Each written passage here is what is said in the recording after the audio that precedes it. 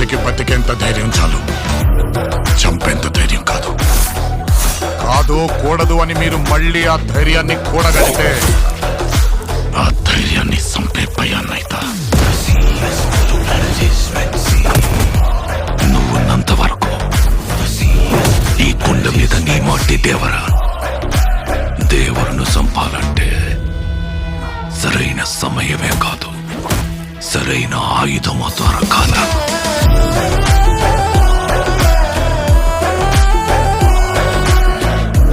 ఎప్పుడు చూడు పిల్లతనం పెరిగితనం వాడుతూ ఎట్టాగే.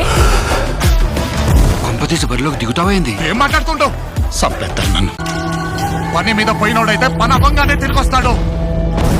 పంతం పట్టిపోయి ఉన్నాడు నీ కొడుకు.